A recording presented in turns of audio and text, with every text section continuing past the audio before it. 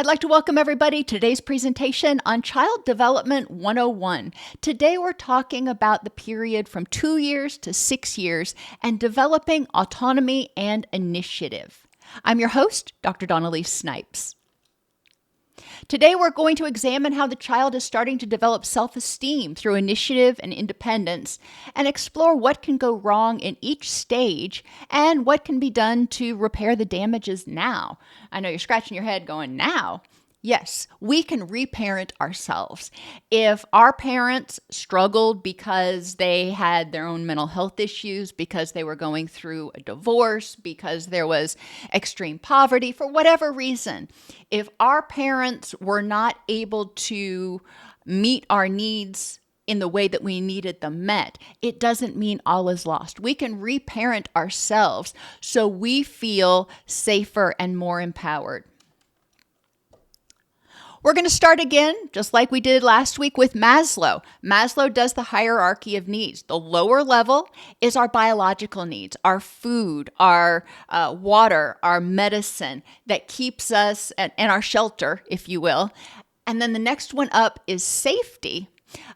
And we need to recognize the importance of children having these things in order to feel safe enough to learn. If we're not getting our basic needs met, then we may not feel safe and empowered. We may feel stressed or unsafe all the time. When we are in fight or flight, when we're feeling stressed, our higher order thinking, our prefrontal cortex kind of disengages. And so learning is impaired no matter what age you are. And remember, we have Maslow's hierarchy. There's biological, there's safety, there's love and belonging, and self-esteem. And we need to recognize that during this period, children are starting to kind of go up that hierarchy. Obviously, they're not going to get to that point of self-actualization at 6, but they're starting to have more needs. And obviously, an infant needs to feel love and belonging on some level, but they may not recognize it in the same way that a toddler or a young child would. In addition to biological and safety needs, the toddler is now developing self-esteem, believing, hey, I'm lovable for who I am. Yeah, I might screw up. I might make mistakes. I might misbehave. And my behaviors are not always lovable, but I am lovable. And I know that's semantics, but it's really important as caregivers, whether you're a teacher or a grandparent or a parent or whatever kind of caregiver you are, that we make sure to differentiate for the child between you are a good child. Your behavior was a bad behavior. That was a bad choice. You are not a bad person. Because the child internalizes that. They hear you, if they hear regularly, you are bad. You're a bad boy. You are bad. Then they internalize that. That was bad. That behavior was bad. That is something external that they can do something about. They also start learning, because of this, that they're lovable even when they make a mistake. We all want to be lovable, and we all will screw up. We're all going to make mistakes. And how the parents and caregivers respond is crucial. I remember when my son was little, he had started at preschool, and he loved his preschool and everything. And he had also started going to the orthodontist because his palate was not wide enough. So they put something called a palate spacer in. And they tightened that palate spacer a little bit every week to try to expand the upper palate, which sounds absolutely barbaric, but it's kind of like braces on steroids, if you will. But there was this one night that Sean comes running back, and he is just beside himself because he said, I didn't mean to spill the paint. I didn't mean to spill the paint. Meanwhile, he's like gushing blood from his nose, which was, terrifying and traumatic. I'm like, oh my gosh, they tightened it too much, and, he's bleeding. I don't know what's going on. Ultimately, he was messing around in the kitchen playing in a clothes hamper, and he fell down and gave himself a bloody nose. That's what actually happened. But we had never painted, and I didn't understand what was going on or why he was so upset. But then I realized at school, they do paint, and they're not supposed to make messes with the paint. And apparently, he had gotten in trouble at school, or somebody had gotten in trouble at school for spilling the paint. So now he was like freaking out that I was going to be mad at him. And so it was important that, number one, we figure out why he was bleeding and calm him down and get all that taken care of, but also to let him know that he's lovable, even if he would have spilled paint. Okay, so we clean it up. But helping him recognize that, okay, mom and dad have got your back is really important. When a child does something at preschool, there was a little boy that was in my daughter's preschool class that went through a phase where he bit a lot, and he bit hard. And we can explore maybe why he was biting later, what that behavior was saying. Ultimately, it was important that the child know that they're lovable even when they bite. Biting's not acceptable, but they are acceptable. And the teacher and his parents and, the therapist had to work all that out with him. But it's important because the child was trying to communicate something, and quashing that without trying to figure out what they were communicating just sets the tone for that behavior to come out some other way, because they still haven't gotten their need met. During this period, they're developing self-efficacy. I'm capable of trying new things. I'm capable of picking out my own clothes. I'm capable of going to the bathroom all by myself. There is a video on YouTube that I still watch with regularity. I think I've probably watched it 100 times, where this little boy is sitting on the toilet. And he's so excited because, his dad wanted him to go poo in the toilet, but he didn't go poop. He went pee. And he says, I didn't go poop. I went pee. And he just kind of bears down and makes this kind of gravelly sound. And the dad's just laughing hysterically because the kid's being so cute. But the child is figuring out that, hey, I'm doing the right thing. If I make a mistake, my caregiver is there to help me. As we try new things, as we get out of our comfort zone, as we do things, as we take initiative, instead of having our caregivers choose all of our clothes and all of our food, and our caregivers do everything for us and tell us basically what they think we want, we are, as young children, starting to figure out and try new things and say, I think I want this instead. And if I make a mistake, my caregiver's there to help me. If I make a bad choice, like the little boy that was biting everybody, the caregivers were there. They didn't abandon him because he was making a bad choice. They got curious and they tried to figure out and understand what's going on here. I can set boundaries and keep myself safe. This is another thing that children are starting to learn, that they can say no. You remember the terrible twos and the, even worse threes. It doesn't rhyme, but where children are starting to try to develop that autonomy, and you tell them to do something and they say, no, I don't want to. Well, they're trying to test that boundary. They're trying to assert what they want versus what you want. They're trying to figure out where they end and you begin. This is, mom wants me to do this, but I want to do this. And they're starting to figure out what their thoughts, wants, and needs are. In the early stage, 2 to 3 years, you have, according to Erickson, autonomy versus shame and doubt. The child is developing will. And again, this goes back to those terrible twos. I don't like that term so much. That's what a lot of people refer to it, at least in my generation. But during the 2-year-old period is where the child is starting to exert independence. You're starting to see their little personalities come out, what they like, what they don't like, what they want. but they're also trying to test the guardrails. They're trying to figure out, okay, how much can I get away with? What is caregiver going to allow me to do? How far can I push this? So autonomy is when the child starts feeling like, hey, I can do things myself. Shame and doubt comes in if they're constantly being corrected. For young children, for example, when they start trying to dress themselves, they want to pick out their clothes. You may not agree with what they're picking out, but if it is appropriate for the weather and the setting, then you've got to figure out which battles you're going to pick. When my children were little, in the summer, we'd have summer clothes in their closet. In the winter, we'd have winter clothes in their closet. So I knew that whatever they picked was going to be weather appropriate. My son was pretty easy and he matched things pretty well. He was not ever into bright colors, so most everything in his closet matched. My daughter, on the other hand, was a free spirit.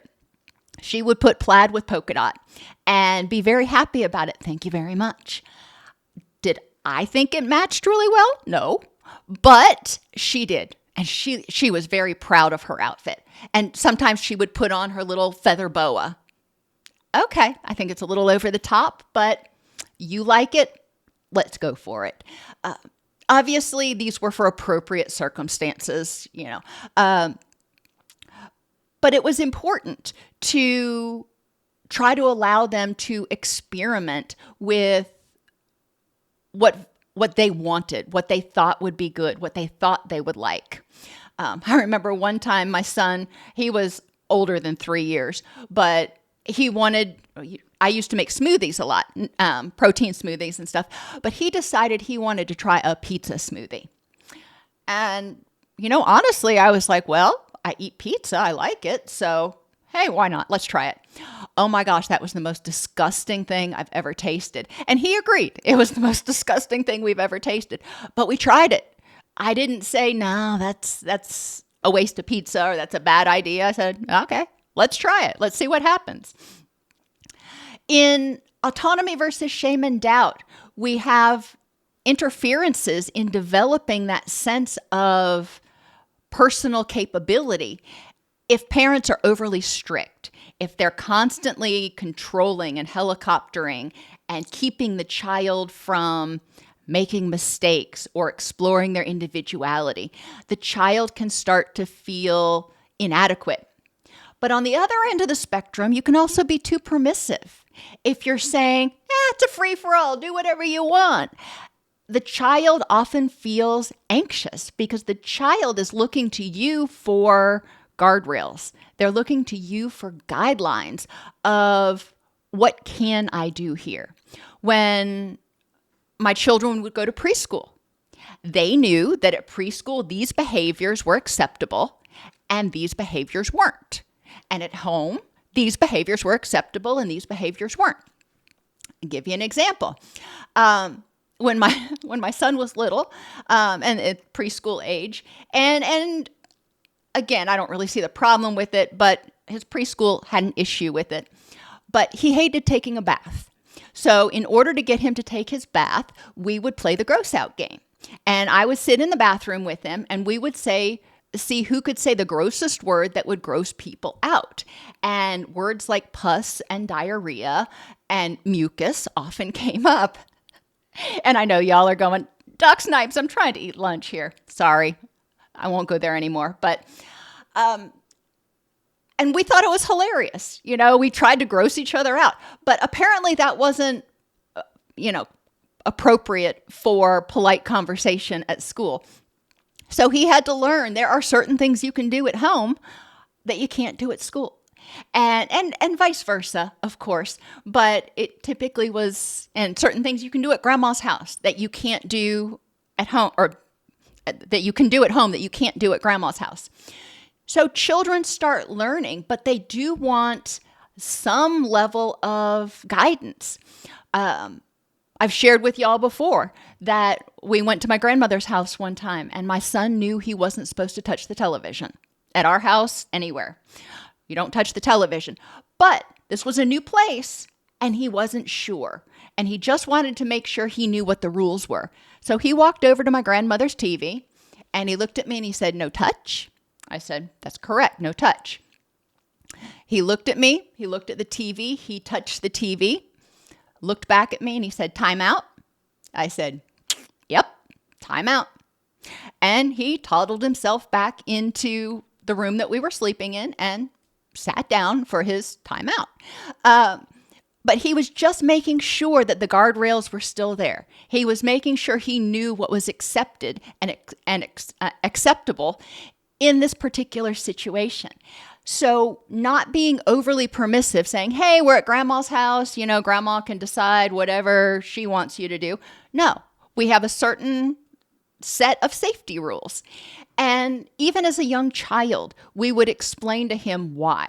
You don't touch that because it's dangerous. It could hurt you.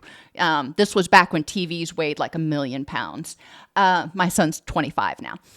So anyhow, other interferences for developing autonomy, this toddler age where they're potty training, they're learning to dress themselves. These are pretty formative times as far as what's going to happen next.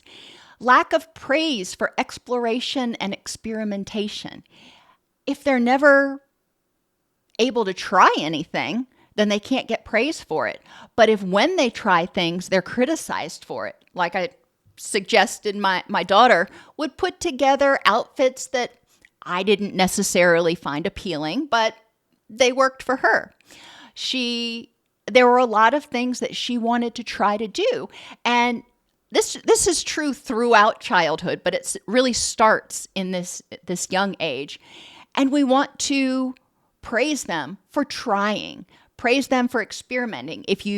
When you're trying to potty train them, when they go into the bathroom and they try to go to the bathroom, even if they can't, but they tried, they thought they needed to. Well, that was good to try. That was an awesome try. Or if they told you a little bit too late, they told you, "I've got to go pee-pee," and like 30 seconds later, they're going in their pull-ups.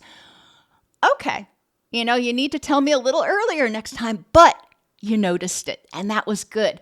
So we want to make sure that we're praising progress, we're praising experimentation.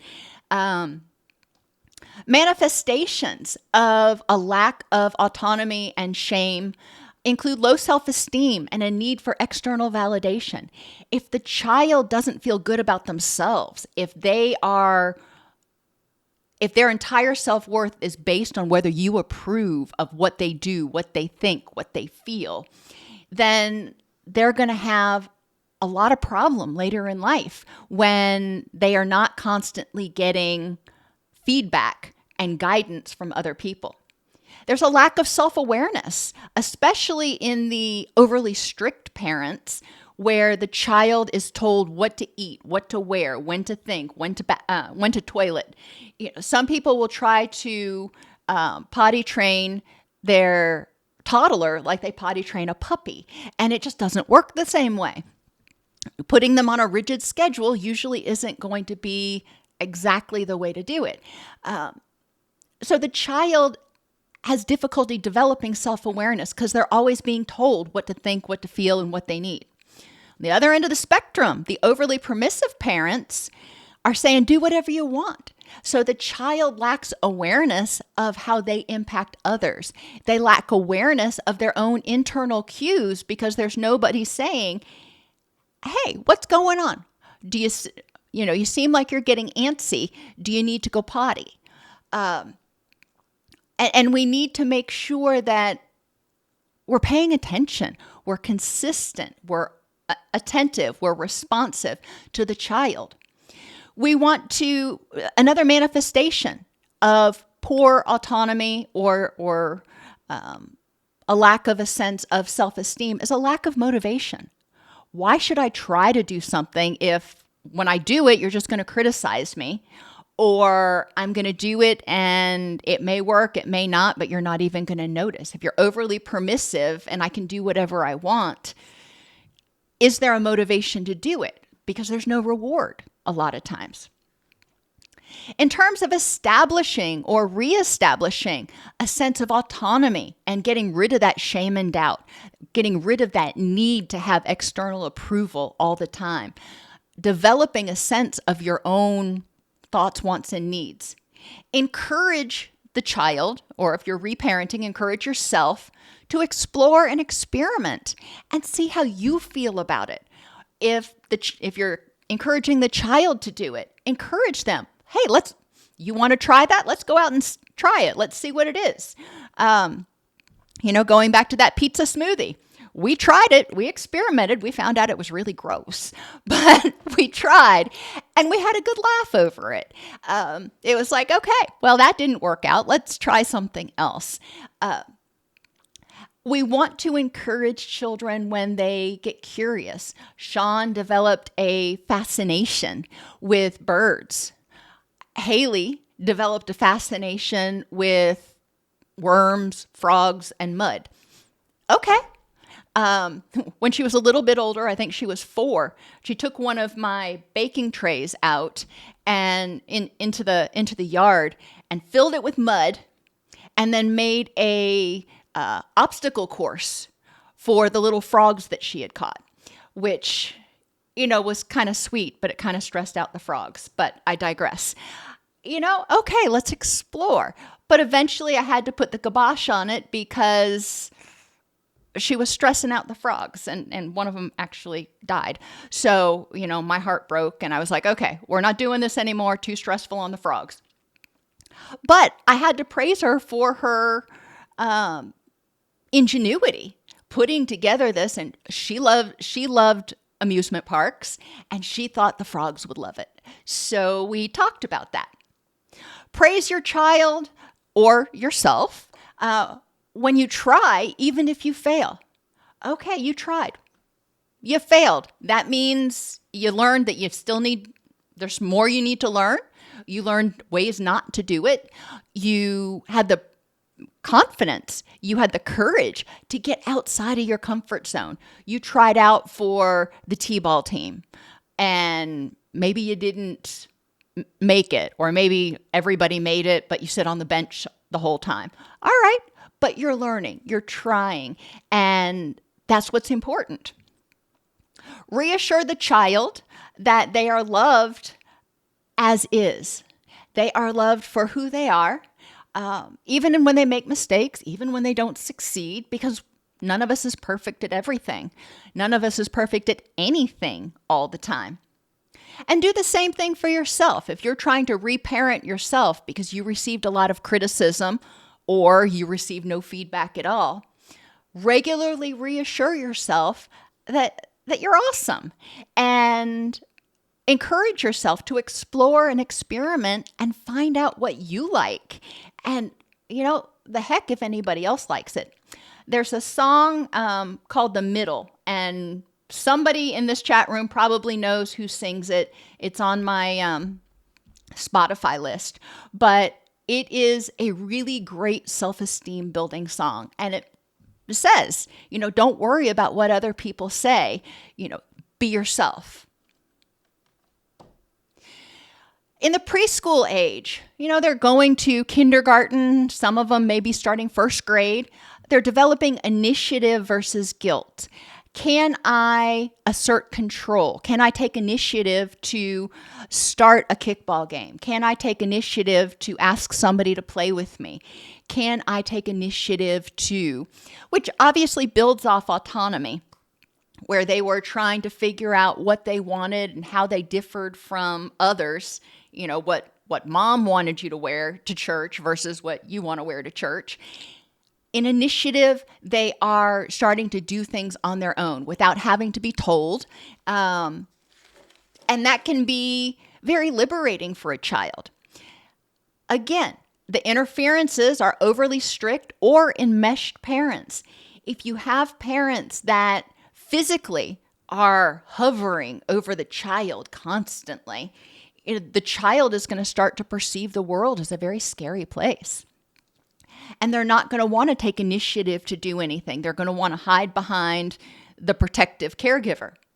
Interpersonally, when caregivers are enmeshed, when they're telling the child who to be friends with, who not to be friends with, what games to play, then the child doesn't learn how to establish relationships on their own. They don't learn how to make friends. They are just plug and chug doing what they're told. Emotionally and cognitively, how they feel and how they think. If the parents are telling them, this is how you feel, this is how you think, or worse yet, no, it's not okay to feel that way. It's not okay to have that thought. Then the child is going to start having a lot of guilt when they get angry about something, or they're going to feel criticized a lot. And environmentally, overly strict or enmeshed parents can really cause a child to become anxious about their environment, what their environment needs to look like, and what types of things an overly enmeshed parent will tell a 4 or 5-year-old child what they want their bedroom to look like. I remember, oh my gosh, one of my favorite birthdays for my daughter was when she turned 4 and she wanted a princess bedroom. So we got her what we could afford in terms of a princess bedroom. And we also got her one of those little princess, gown things and a tiara. Oh my gosh, she was so happy. She twirled around on her little bed and she was super excited. Would I have gone for princesses? Not necessarily, but she loved it. And that was fine. My son, he wanted Star Wars. Okay, again, probably not the direction I would have gone. I might have gone towards, Blue's Clues or something, but that's what he wanted. So, okie dokie. And it was allowing them to explore what they wanted and what they liked in their environment. Lack of encouragement to take risks or explore personal interests is also obviously a problem with getting people to take initiative. If I'm not encouraged to get out of my comfort zone, I'm probably not going to do it because it's scary to get out of your comfort zone. It's scary to try out for a play or to try out for, a ball team or whatever, even to approach somebody and try to make a new friend. That's scary. We want to encourage people to take some of those risks, explore their interests. Manifestations of guilt include low self-esteem and a need for external validation, again, because they have been criticized for or ignored for asserting their own thoughts, wants, and needs. So now in order to feel safe that they're going to get parental attention, then it is really important to recognize what they need. Difficulty making or maintaining friends. If they haven't been encouraged to figure out what they like, who they are, what their thoughts are, if they haven't developed self-awareness, if they haven't developed a sense of autonomy, it's going to be hard to figure out, well, who can I play with that has similar interests? If they haven't been encouraged to take risks and introduce themselves to other kids on the playground or try playing different games, then they may not know how to make friends. If they're unclear what they like, want, and feel, they're going to have a lot of problem taking initiative because they don't know what they need. If they don't know what they feel, they're like, well, am I tired? Am I bored? Am I hungry? I don't know how I feel, which leads to a lot of mental health problems later on because people lack that self-awareness. During this period, children are really starting to develop a sense of mindfulness, a sense of self-awareness of what they want. And they can have guilt for having their own needs. If their caregivers communicate to them that they are being problems, you're upset again. You need to just suck it up and get over it. I haven't got time to deal with your tantrum. Wow. The child starts feeling afraid and feeling guilty for being angry or for being scared about something. If they have needs for particular foods or something, maybe they have a food sensitivity and the caregiver says, no, you're not going to have that. You're going to eat what I put in front of you. Oh my gosh, I remember cooked carrots. I still don't like them to this day. But my grandparents always used to make me, I swear she made cooked carrots at every meal and I would have to eat them. And I didn't like them. I hated them. And I was told, you're not getting up from the table until you eat your carrots. And so I felt guilty if I wouldn't eat my carrots or if I refused that food because I was told that that was something I was supposed to do. So we want to examine what kind of message are we sending the child. Remember, guilt is anger at self for doing something we shouldn't have or for not doing something that we should have. Like those carrots, I would hide them under other food and stuff, and I'd feel a little guilty about it because I knew I was supposed to eat them. But, they were just awful. In the 4 to 6 year old stage, children begin asserting control and power. They explore and experiment. We want to praise the child for trying even if they fail. And during this time, they're exploring and experimenting with everything. They may be putting on shaving cream and pretending like they're shaving, like their dad. They may be trying to learn how to tie their shoes, which is not as easy as one might think. But we want to praise them for trying. All right, thank you for trying to do that. Now let me help you. You do it as much as you can, and then I'll help you the rest of the way. That's scaffolding. I remember with my kids, when they were young, we would bake together. And obviously there were some things that they could do really well. Other things like measuring a teaspoon out, not so much with the little hands and the heavy things. So I would do the measuring, they would do the mixing, and all was well.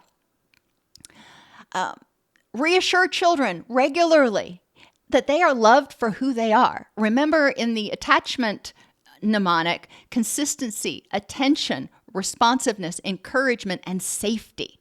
Safety is knowing that I am loved unconditionally. I can make a mistake. I can make a lot of mistakes, but I am still loved, and you will help me try to figure out why I'm making these mistakes and do better.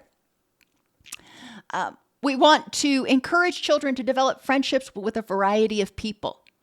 And by that, I mean, different people at school, but also different people in different environments.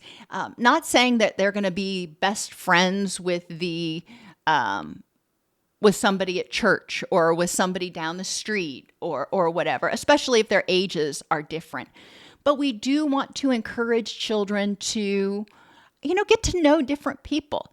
If the child is really into birds, okay, you're going to hang out with people that are interested in birds, but let's also try hanging out with people that are interested in art or in soccer or in something else. If you like it, great. If you don't, okay, no harm, no foul, but at least try. Learn about different people. And that goes a long way to helping children see diversity and recognize that nobody is a carbon copy of anybody else. We all have our own idiosyncrasies, and we're all lovable because of, not in spite of, a lot of our idiosyncrasies. In terms of fixing this, if you didn't develop initiative, if you feel guilty about taking initiative, if you feel guilty about saying, hey, let's go do this, you don't want to be a bother. Okay, let's take a look at that. For yourself as an adult, explore and experiment. Or if you're working with a foster child, encourage them to explore and experiment and encourage them while they're doing it. Because if they start exploring, they may have been punished for that before. So we need to make sure they know they're safe. This is a safe place to explore. So, hey, let's try doing it together first. Let's see what happens. And and then encourage them gradually to start taking more initiative. Sometimes they need a little bit of help to get started, though.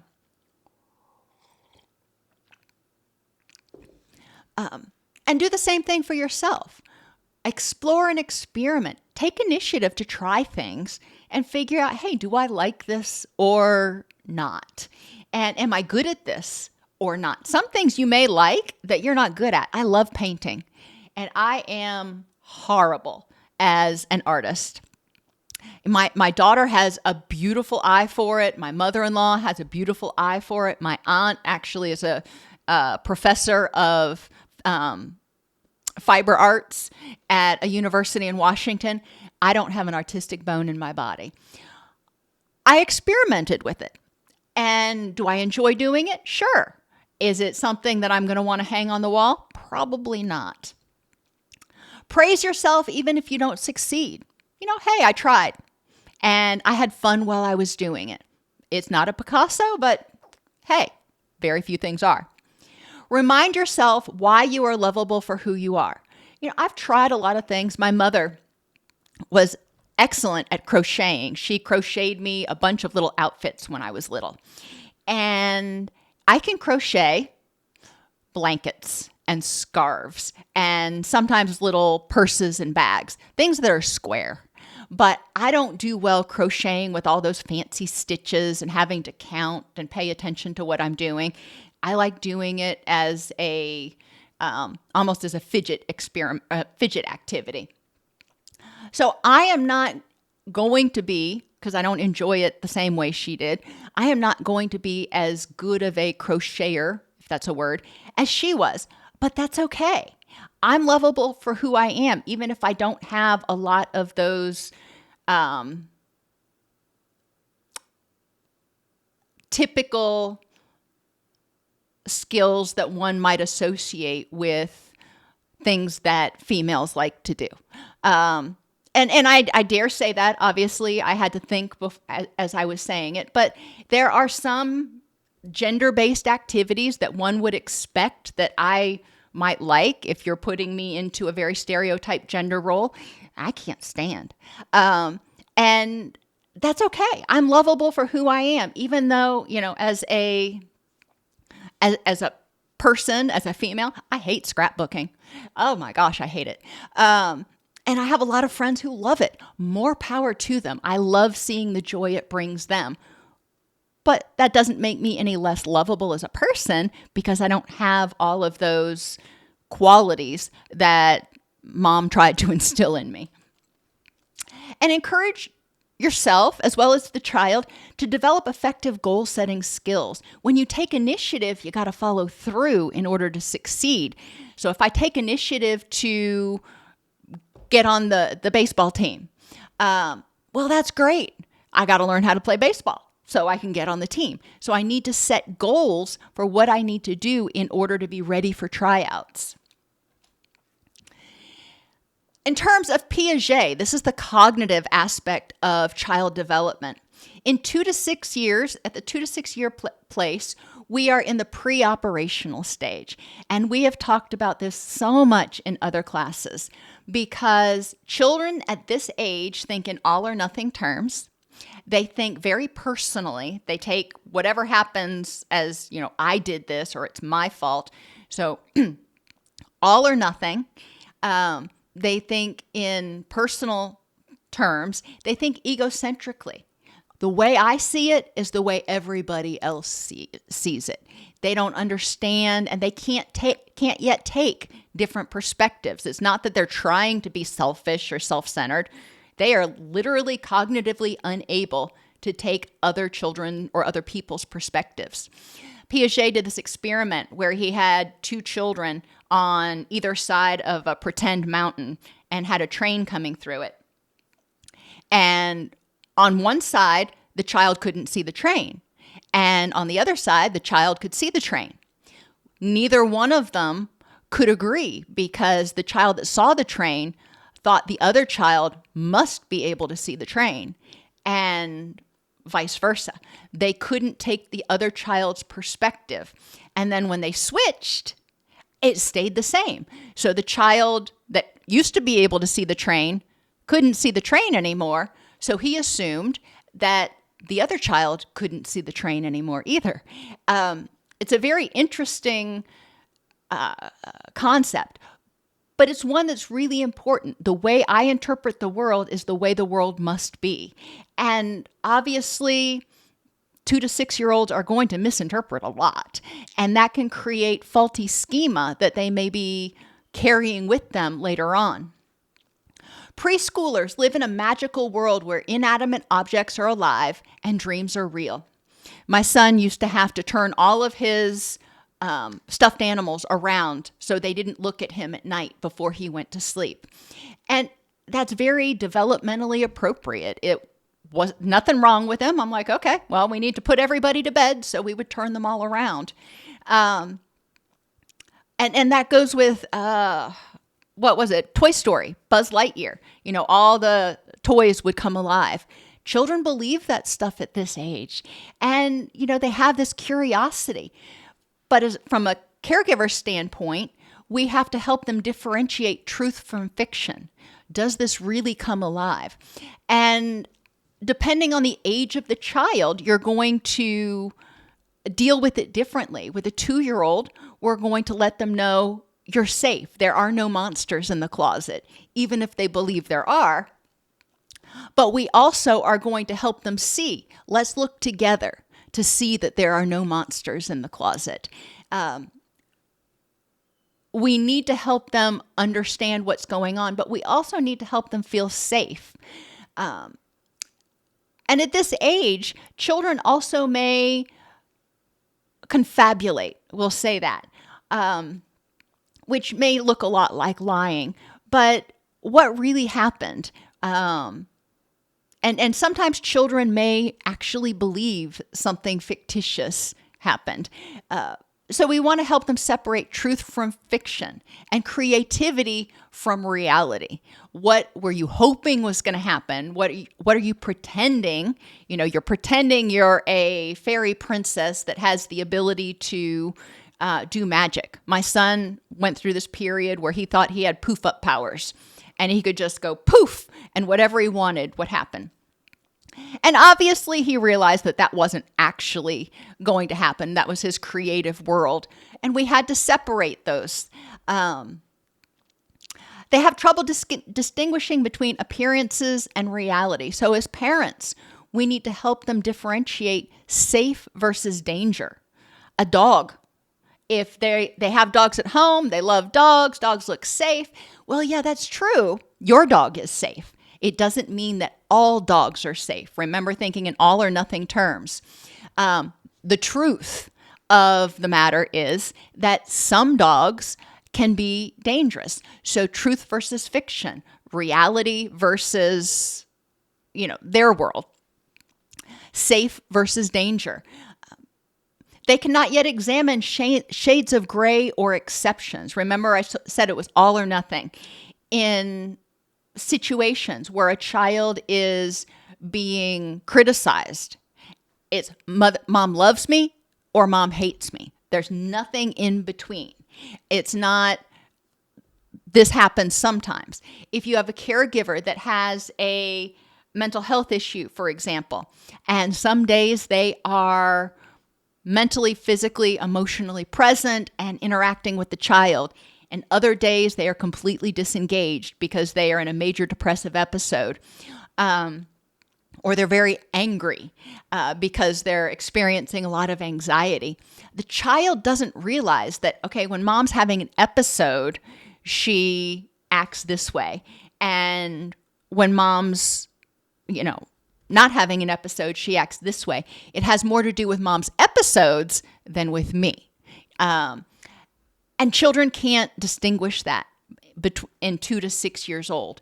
They also have difficulty distinguishing because they personalize between, is it my fault or did something else do it?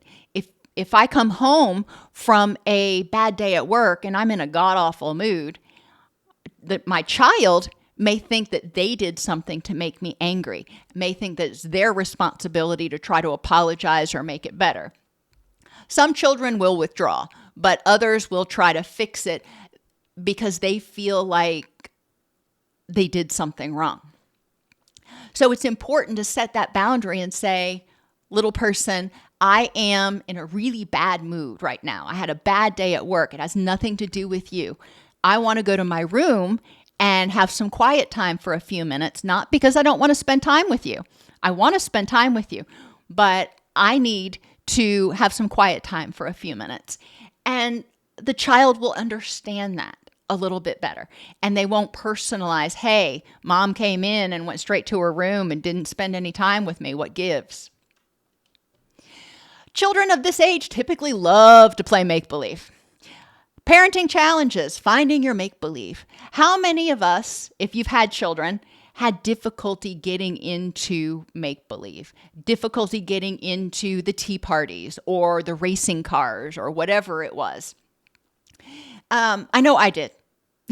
I had a ton of problem with it. I lost my make-believe somewhere along the way, and that's kind of sad, but you can try. It's important that we support our children in their make-believe because they are communicating and learning through their play. They're learning about taking turns. They're learning about sharing. They're learning about just interacting in general. We want to make sure that we practice play using CARES, that attachment mnemonic. We want to be consistent in how we play. We don't want to do it where sometimes we'll play with them, other times we don't want to, we don't have time, go away, kid, you bother me. That's not consistent and that's not attentive. We also need to be authentic. And my son used to love to play with cars. He had all the little Matchbox cars and everything. And he had one of those, rubber mats that we laid on the floor that had the town on it. And, it was just swell. And I just couldn't get into it. And I would try to sit down and play with him. And within 2 or 3 minutes, he would toddle off to something else because he was bored with playing with me. I was not engaging him. And I never did get the hang of cars. I'll tell you that. I never did. But instead of trying to do that, I acknowledged that he loved to play cars and I loved to watch him do it. And, I didn't interact with him while he was doing it, but I just had a hard time. That's not something mommy knows how to do. We learned to do other things together that we both enjoyed. And so we were spending quality time together. We would go bird watching. We created we got our backyard certified as a natural habitat. We did things that we both enjoyed. And so we were spending that time together, even if I wasn't able to quite get into that play. When his sister came along, oh my gosh, the two of them were like peas in a pod. They would play creative stuff for hours. They would play make-believe for hours. It was for years on end they did this. I think they were like 11 and 14 by the time they kind of started drifting apart. It was wonderful. But I digress. Being responsive to the child when they are wanting to play make-believe. Not squashing everything and going, that's not real. You can't do this. You can't do that. That's not real. Oh, that just sucks the life out of it. It's like telling people that, the person who wears the red suit, just in case any children are listening, doesn't exist. I mean, ew. That just takes the wonder out of some of it. So make sure that you're being responsive to the child and allowing them to have some room in their creativity, allowing them to explore their creativity, but also grounding them in the present. We want to be encouraging. If they are coming up with something that they want to talk about, or when my son would want to build a fort in the living room, and, I could do that too. I was really good at building forts and playing games around the forts, but we would do that. Okay, you want to do that? Let's go ahead and do that. So I was responsive, but again, I was also authentic. If it was something I knew I wasn't going to be able to get engaged in, I would make sure he knew that it wasn't him I disliked. It was that I just was not able to get my head into that space. And we want to be safe. That is unconditional positive regard. We don't want them fearful of sharing their creativity with us, of sharing their fears or their aspirations or their stories, as long as they know that they are, stories on some level. Children focus on one aspect of a situation called centration and struggle to see the other vantage points. We already talked about egocentrism some. They focus on what's going on. If there's a little child on the playground that has a ball and they want the ball, they take the ball. They don't think about how it's going to make the other children feel. They don't think about the fact that other children are playing with that ball right now, and if you take the ball, they can't play their game anymore. They're not capable of thinking in that many different abstract directions. We need to help them. My son's preschool teacher used to be great at this. She would say, you know what? All right, everybody, let's think about when you did this, how do you think that Tommy felt? And a lot of the times the child would be like, I don't know. And so then she would turn it back around on him and say, okay, let me ask you this. If Tommy would have taken your ball, how would you have felt? And they're like, he wouldn't take my ball. That would make me angry. And she's like, exactly. So if he did it to you and it would make you angry, do you think that when you did it to him, it made him feel angry too? It was brilliant watching this woman work. And obviously I stole that and used it for forever and henceforth and forevermore. But it is important to recognize that a lot of times children seem selfish, seem uncaring at this age, but they're not able to take that perspective yet. They haven't been on both sides a lot of times either. Parenting challenges, helping children find their voice and assert their thoughts, wants, and needs without being a bully, without telling people, I want this, therefore you're going to give it to me. Or I want to do this, therefore you're going to do this too. You must want it because I want it. So separating what I want and what I need from what you want and what you need and finding that compromise. Helping them learn to make good choices, not focus on immediate gratification. Yes, I hear you want that right now. Is that going to be the best choice? How is that going to impact whatever? How is that going to make other people feel? Encouraging them to focus on what their part is in things without taking total responsibility. Yes, something bad happened at home. You knocked mom's lamp over and you broke it. Oh, okay. So what was your part in this? Throwing the football in the house. Okay. Is it all your fault? Well, no, you were throwing the football in the house with your older brother. Okay. Well, now older brother has some responsibility because he probably knew better than to do that. So yes, you probably knew better or knew you weren't supposed to throw the ball in the house. So you accept that. But there's enough to go around that there were other things at play. Accepting that everything isn't necessarily their fault or doing. And that goes back to internalizing things that have nothing to do with them. A child gets angry at their sibling and says, I wish something bad would happen to you. And then something bad happens to their sibling and they blame themselves. No, you didn't magically do that. Helping them see that they really don't have that much power to control everything in the world. Again, recognizing what their part was or why they feel bad about it, but how much control or how much input or effect did they actually have in that situation? In order to address these things, as adults, as children, we need to help them develop communication skills, assertive communication, which is, I am going to tell you my thoughts, wants, and needs, and you can tell me yours. I'm not going to tell you what you think, want, or need because I don't know. I am going to tell you what mine are, and then you can tell me what yours are, and then we'll figure out how to compromise. That's a sort of communication. Explore the notion of responsibility, regularly looking back over, is this your responsibility? I know I'm going through some stuff with some friends right now that, I feel bad about, but I have to recognize that in this particular situation, I was relatively powerless.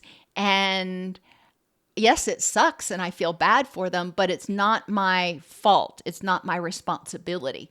Even though there's this little voice in the back of my head saying, well, are you sure about that?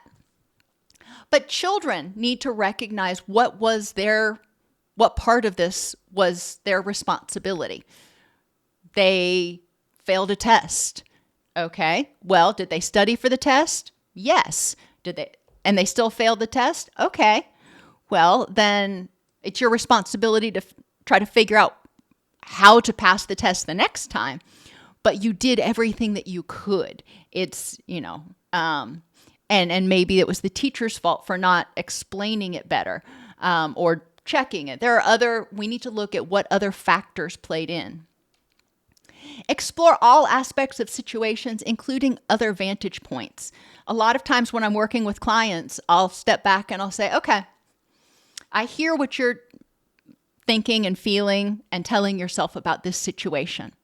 I want you to step out and pretend that you are your best friend. What would your best friend tell you about this situation? What would their vantage point be? What would your boss's vantage point be? What would your parents' vantage point be? Whatever. Have them take different people's perspectives to see if they are getting the full picture. Children often have difficulty putting into words how they feel or what's going on inside. This leads to high levels of anxiety and acting out and difficulty self-soothing. They don't have the words, so they communicate through actions when they're feeling scared, when they're feeling bored, when they're feeling whatever. So we want to look at behavior as communication instead of disobedience or acting out. When children are stressed, they are in fight or flight. They are not naturally able to downregulate or self-soothe. So we need to help them by being responsive, helping them learn how to downregulate and develop those distress tolerance skills. We want to pay attention to verbal and nonverbal cues to help the child label feelings: angry, sad, scared, excited. We want to help children learn to identify sensations, urges, and feelings associated with emotions. What did that feel like when you were scared? My son used to talk about anxiety as having carnivores, a type of dinosaur. I have carnivores in my tummy, Mommy. Okay. Teach children to check in with themselves periodically to identify their thoughts, wants, and needs. Create a validating environment. Even though I may not think this is scary, I can see how you would at 6. Help child learn to tolerate emotions, because sometimes you got to tolerate some anxiety, but it's not going to overwhelm you. Children often use everyday objects in conventional and unconventional purposes. So we want to honor their creativity in the right time and place. My children used to love to use my pots and pans as percussion instruments. And, okay, that's fine, right time and place. Not fine if I'm trying to talk on the telephone or we have company over. Probably not the best time to get out the pots and pans and the big old spoons. We want to get outside of the box. Yes, there are certain ways we do things, but our children are going to come up with their own creative ways. Just because it's not the way we do it, is it the wrong way? Doesn't mean it's wrong. And usually the answer is no. They just came up with a creative way to do it. Preschoolers also love to ask questions, both to learn facts as well as to learn how to interact with others.